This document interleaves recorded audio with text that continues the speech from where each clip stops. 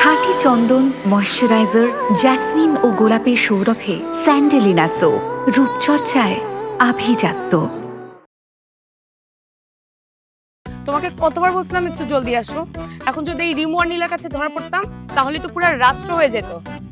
রিমু আর নীলা এদের ব্যাপারটা ধরা কি একটু ভালোই হয়েছে, দেখো আর কেউ সন্দেহ করতেছে না।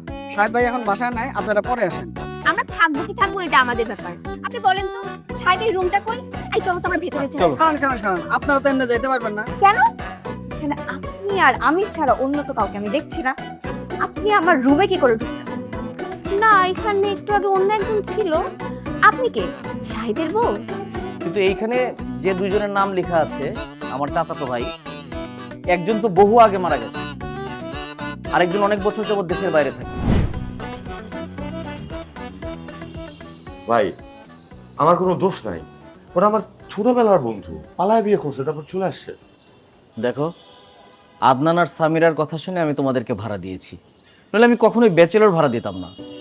তোমাদের কোনো গার্জিয়ান নেই, আমি তোমাদেরকে ভাইয়ের মতো আগলে রেখেছি কত ঝুট ঝামেলা সহ্য করে। কিন্তু ভাই ভাই আমরা আসলে জানতাম না যে এইভাবে চলে আসবে। ভাই একটা দিন একটু সময় দেন, আমি পুরো ব্যাপারটা ম্যানেজ করতেছি, আপনি চিন্তা করেন না। আরে দোস্ত ভাই, বিশ্বাস করবেন না, আমার শহর থেকে না কই ঘুমাবো, আমি কাজ করে উঠতে যাই। এই রিমো দাঁড়া, প্রবলেম সলভ করতে না পারলে সলভ করিস না, কিন্তু আর বাড়াইস না, চুপ থাক। দেখো, এমনিতে একটা অযাচিত ঝামেলা এসে জুটলো, তারপরেও তোমরা যদি আমার কথা না শোনো আমার কিছুই করার থাকবে না।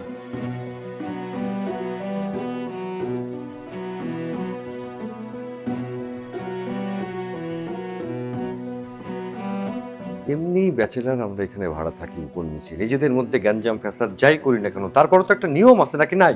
আরে বেটা, ওরা তো আমাকে না জানায় চলে আসছে, আমি কি করবো? অন্তত আমাকে বলতিস, হ্যাঁ আমারও তো বলতে পারতিস সেটা। না কইরা একটা ব্যবস্থা কর, আমি ওদের সাথে পারতেছি। এমনি নানান ধরনের কথা শুনতে হয়, এলাকায় ছেলে মেয়ে একসঙ্গে থাকে, তোর মেহমানদের ডাকা তোর কথা বলি, যা ডাক। চল চল চল, আমি ঘুমাইতে হবে, চল। উফ, হ্যাঁ, কিন্তু ওই মেয়েটা আমার পারমিশন ছাড়া আমার রুমে ঢুকছে, তারপর আবার আমার সাথে যাতা ব্যবহার করতেছে। মানে বুঝলাম না কি হইলো এটা। ভাই আমাদেরকে লাস্ট ওয়ার্নিং দিয়েছিল, এবার যদি আমরা উল্টাপাল্টা করি তাহলে আমাদেরকে নতুন করে বাসা দেখতে হবে। এমনিও এখানে যে সিকিউরিটিতে ছিলাম অন্য কোনো বাসায় সেই সিকিউরিটি আমরা পাবো না। সামিরা, একটা মেয়ে আমার পারমিশন ছাড়া আমার রুমের মধ্যে ঢুকে বসে আছে, আমি জিজ্ঞেস করবো না মেয়েটা কে? শুধুমাত্র জিজ্ঞেস করলি তাতে সে বাসা ছেড়ে চলে গেল? জানোই তো কি, তোর কি মনে হচ্ছে আমি মিথ্যা কথা বলতেছি? এখন সব দোষ আমার হয়ে গেছে। এখানে দোষ গুণের কথা না মাহি, ব্যাপারটাকে আমরা খুবই কামলি সুন্দর করে হ্যান্ডেল করতে পারতাম। আপা, আমি একটা কথা কই। তুমি আবার কি বলবা? কইছিলাম কি, ছেলে মেয়েগুলো তো বিপদে পড়ে আমগো বাসায় আসছে, ওদেরকে তো আর বিপদে ফেলাই দেওয়া যায় না। আজকে রাত না হয়ে মেয়েরা আমার লগেই থাকুক। তাহলে তো হয়েই গেল, চট। এবার দেখি আদনান ব্যাপারটা কিভাবে সামলায়। যাই হোক, আমার মনে হচ্ছে সামনে একটা ভীষণ বড় বিপদে পড়তে যাচ্ছি আমরা। যে বিপদ ঘটতেছে এর থেকেও বড় বিপদ আসা সম্ভব? তা আমি জানি না, কিন্তু সামনে ভীষণ বড় বিপদে পড়তে যাচ্ছি সেটা আমি জানি।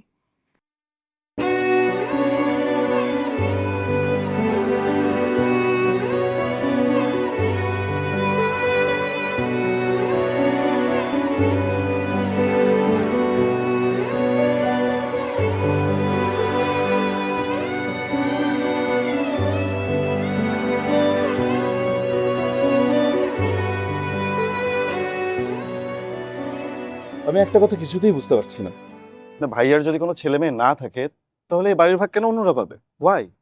আরে বোকা, ওয়ারিশ নেই বলেই তো, হয় আপন ভাই না হলে চাচাতো ভাই, এরকম কেউ একজন এসে পাবে আর কি সম্ভব।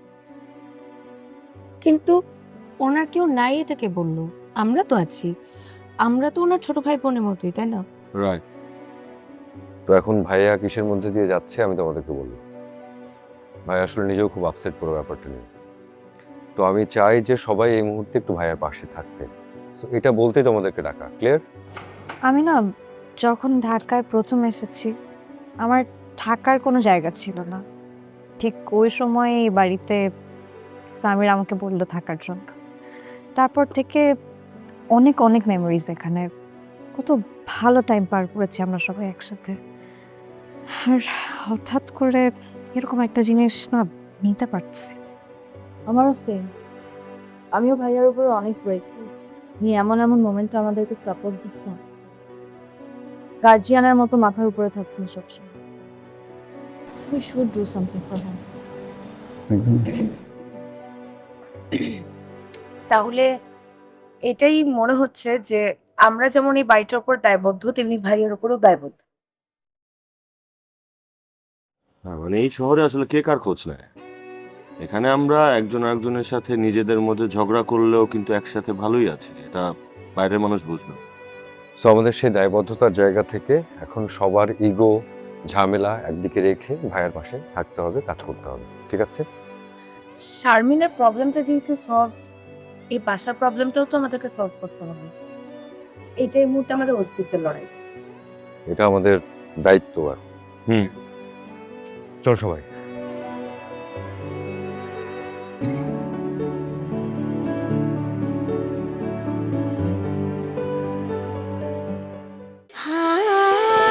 খাঁটি চন্দন ময়শ্চারাইজার, জেসমিন ও গোলাপের সৌরভে স্যান্ডেলিনা সো, রূপচর্চায় আভিজাত্য।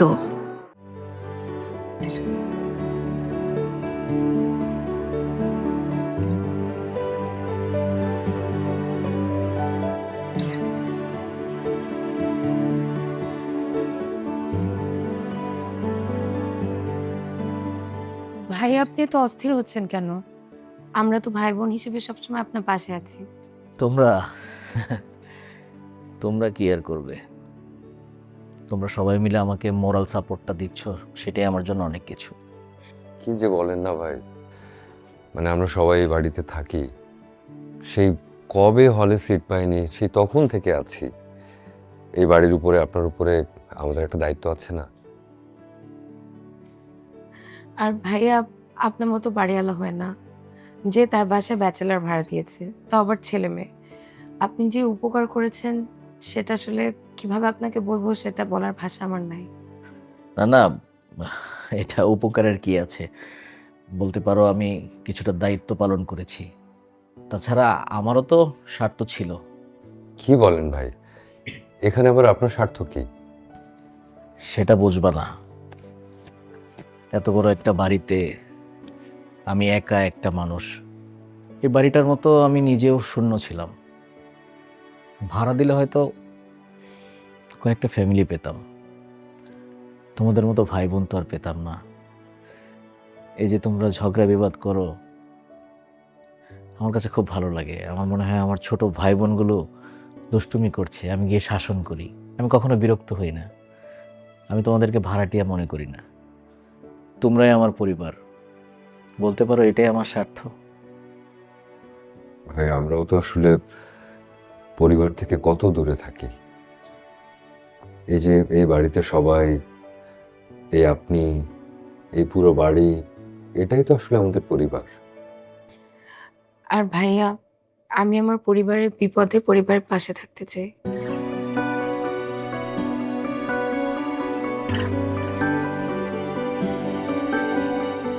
ভাই আমাদের যতটুকু সামর্থ্য আছে একদম সবটুকু দিয়ে আপনার পাশে ছিলাম, আছে এবং থাকবো।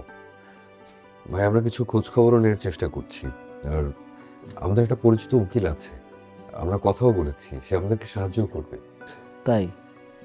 কিন্তু আমার একটা প্রশ্ন ভাইয়া, আপনার চাচাতো ভাই এতদিন পরে এসে আপনাকে কেন উকিল নোটিশ পাঠালো?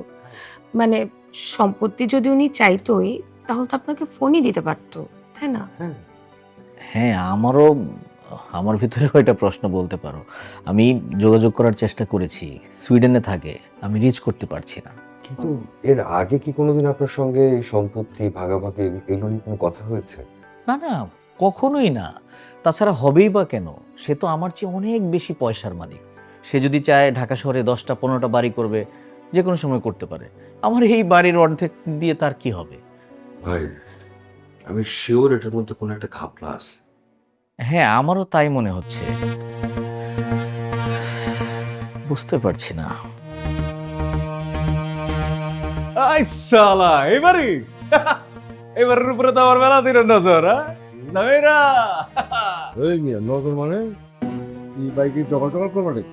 আরে না না উকিল চায়, এবার এটা আমার খুব কাছের মানুষ থাকে, মানে ক্রাশ করে ক্রাশ থাকে আর কি, বুঝছেন না, আপন জন আর কি।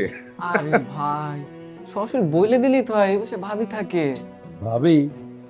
এই কার ভাবি? আরে না না, কারো ভাবি না। এই বেটা মন্টু তো বেশি কথা কয়, থাপড়ায় দাঁত ফলাই দিন। আরে ওই যে কাজে আসি সেই কাজে মনোযোগ দে, আমার টাইম পরে বুঝে নিব না। ভাবি না, ভাবি না।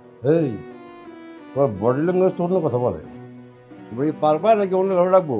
আরে বস হইছে এলাকার বড় মাস্টার চুপু, বস হইছে এই এলাকার পাওয়ারফুল ম্যান, ওনার উপরে কেউ নাই। হ্যাঁ, আমাকে বসরে ছোট ভাই কিন্তু ভুল কইরেন না।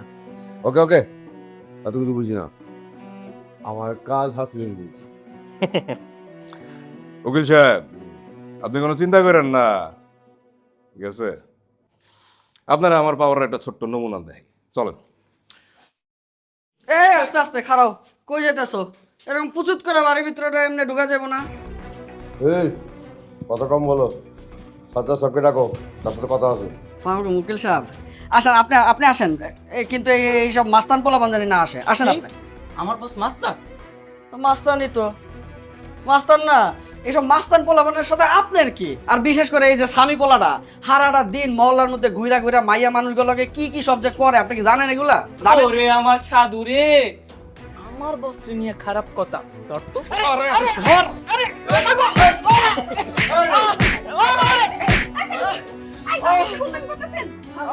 তোরা এইবারে কাজের লোক, তোরা আমার স্বামী স্ত্রী লিখাবে। খবরদার, মেয়ে মানুষের গায়ে জিমি হাত উঠায় না। আমরা কি গুন্ডা মাস্তান নাকি? আমরা হইছি পিপি, পাওয়ারফুল পিসফুল ম্যান। উকিল সাহেব, ট্রেলার তো দেখছেন, পুরো ছবিটা দেখবেন না? আয় না এবার, এই জ্বর আসেন।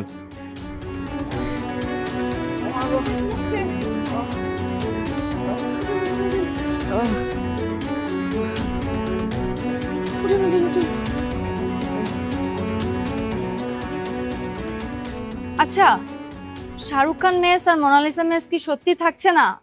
এই বাড়ি কি সত্যি ভাগ হয়ে যাচ্ছে? সেটাই তো মনে হচ্ছে। আমি তো এটাই বুঝতে পারছি না যে এতদিন পরে কেন সবাই বাড়ির ভাগ চাইছে। আচ্ছা, এই বাড়িওয়ালা ভাবি তো মারা গেছে বহুত আগে, এদের বাচ্চা কাচ্চা নেই? মাথার মধ্যে কি বলতো, যদি বাচ্চা কাচ্চা থাকতো তাহলে কি এত ঝামেলা হতো? আমি মানে বয়স তো তেমন না, আবার চাইলেই বিয়ে করতে পারতো।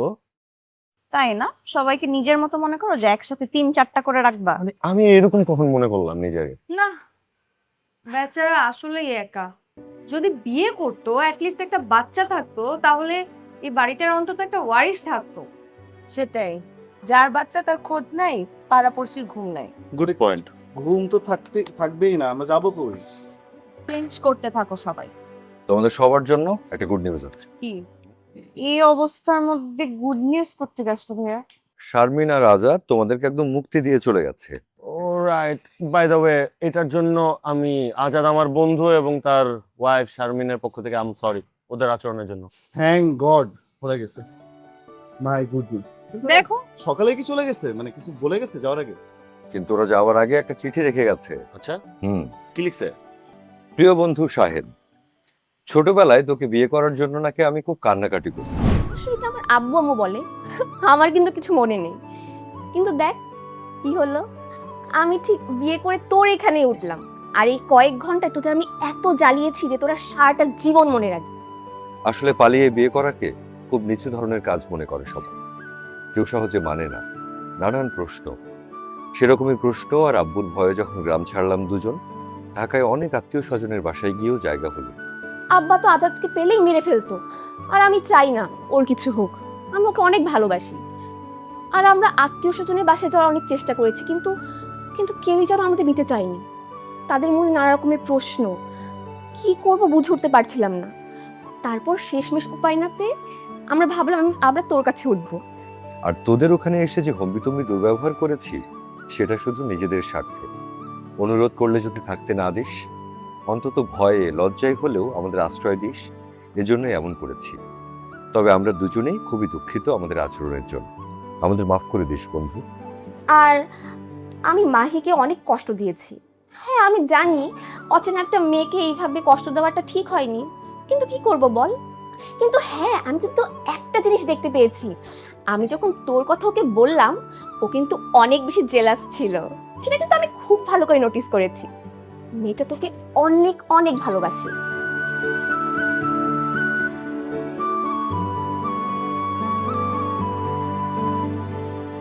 আর হ্যাঁ, এই মোনালিসা মেস, শাহরুখ মেস, এটা আমার জীবনে আজীবন স্মৃতি হয়ে থাকবে। বাই। এক অযাচিত বন্ধু।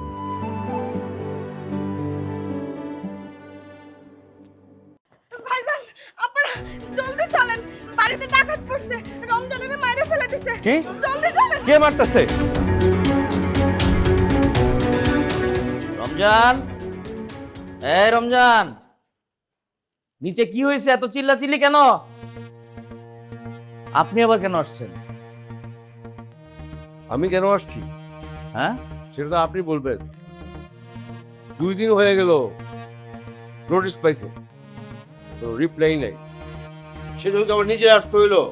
নোটিশে তো বলা আছে 7 দিন, 2 দিন গেছে তো কি হয়েছে? অনেক কিছু হয়েছে আঙ্কেল। আপনি যে সমস্ত পোলাবেন ভাড়া দিয়ে রাখছেন, এরা তো ডিস্টার। এইসব ভাইরাস এলাকায় রাখা যাবে। কথা ক্লিয়ার? স্পষ্ট? তুমি কথা বলতেছো কেন? তুমি একজন বখাটে মানুষ, রাস্তাঘাটে ঘুরো মানুষকে ডিস্টার্ব করো। তুমি আসছো আমাকে জ্ঞান দিতে। কেন না? আপনারে ওয়ার্নিং দিতে আইছি। এগুলোর সাথে কি ঝামেলা আছে এটা দ্রুত মিটা খালাম, নইলে গেলাম। নইলে কইলাম কি? ছেড় দিতেছো আমার তুমি? আল্লাহ গো, আমার স্বামীটারে মায়েরা কি করছে দেখেন। যারা আমার জামাইর এমন করে মারছে, তারা যেন রাস্তায় মইরা পড়ে থাকে, যেন ঠাড়া পড়ে, কুকুরের মতো যেন রাস্তায় উষ্টা খাইয়া মরে। ছি ছি শাপলা, এগুলো কি ধরনের অভিশাপ? ছি ছি ছি ছি। কি ধরনের অভিশাপ মানি?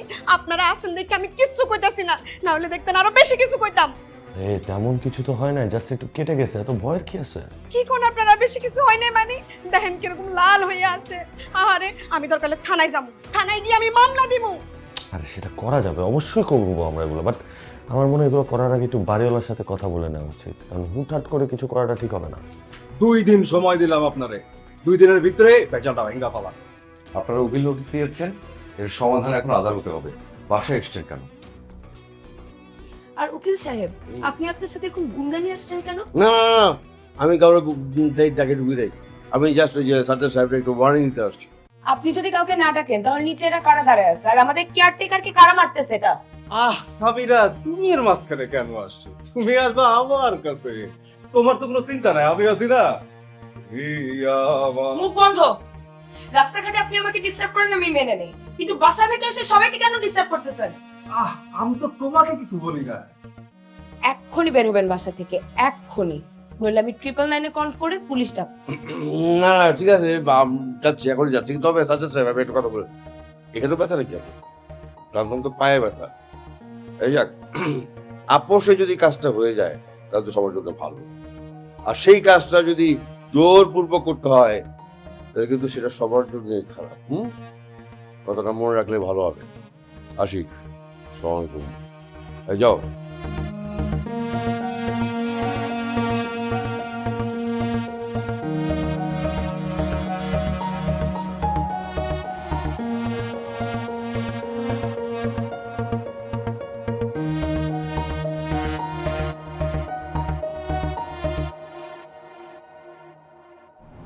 এবং এটা সিরিয়াসলি না নিয়ে কোনো উপায় নেই আসলে। যেভাবে রমজানকে মারছে, এই পুরো ব্যাপারটা এখন আমাদেরকে সিরিয়াসলি ডিল করতে হবে। আচ্ছা, আমাদের কার যেন উকিলের নাম্বার ছিল বা পরিচিত ছিল? আমার যদি লাঠিটা থাকতো তাহলে আর বাড়িতে কেউ ঢুকতে সাহস পাইতো না। আমার লাঠিটা দে। আরে এরকম পাগলের মতো উল্টাপাল্টা কি কইতাছেন? উল্টাপাল্টা না। জানি, মানে স্যার আমাকে দায়িত্ব দিয়েছে, আর সেটাই পালন করা তা কি হয়? তাছাড়া আপনি স্যারের বন্ধু, মানে আমারও বড় ভাই।